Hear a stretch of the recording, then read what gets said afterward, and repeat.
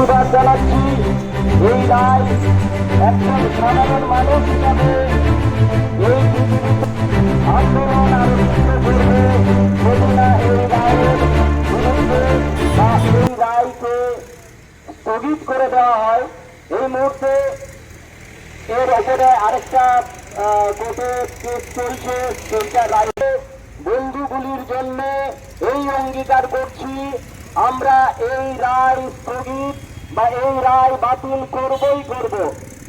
পশুপ্রেমী বা যারা রাস্তার কুকুরদের খাবার দেয় তাদের ক্ষমতা কিন্তু আপনারা কম ভাবলে হবে না।